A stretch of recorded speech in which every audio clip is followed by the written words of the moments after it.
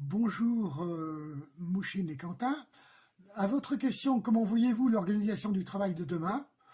Je fais une tentative pour vous faire part de mes premières réflexions sur ce sujet. Pour moi, il y a 4 paramètres économiques qui vont changer profondément dans les prochaines décennies nos modes de vie.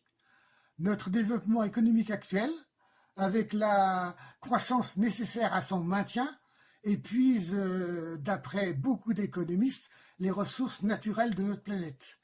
Ces ressources concernent les minéraux, les terres rares, les phosphates, les métaux précieux et bien d'autres.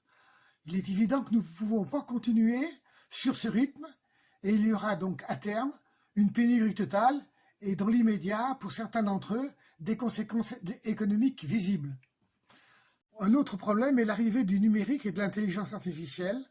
Ces nouvelles technologies vont bouleverser nos modes de production et supprimer dans un premier temps un grand nombre d'emplois, notamment dans des métiers valorisants.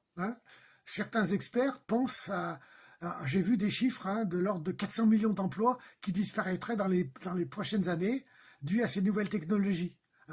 Et ces technologies vont supprimer des métiers de comptabilité, vont supprimer des postes dans la gestion des entreprises, dans les métiers d'ingénieur avec des logiciels de plus en plus performants.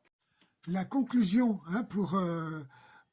sur ce premier aperçu très rapide et trop sommaire, c'est qu'il va falloir penser dans nos sociétés à réduire les inégalités, mais d'une manière efficace pour qu'elles soient plus harmonieuses, ce qui aura notamment pour effet de ne plus avoir besoin d'une structure policière imposante qui est beaucoup tournée vers la répression. Salut Morcine, salut Quentin. Vous m'avez posé la question comment vois-tu l'organisation du travail pour demain? Et du coup, moi ce que j'en pense, c'est que tout d'abord, il faut qu'on apprenne tous à être tolérants les uns envers les autres, parce que c'est pas parce qu'on n'a pas la même religion ou pas la même couleur de peau qu'on peut pas vivre ensemble.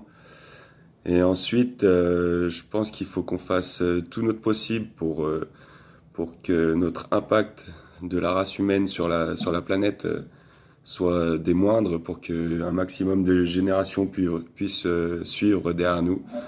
Et je pense que si on fait ça, ça sera déjà très bien.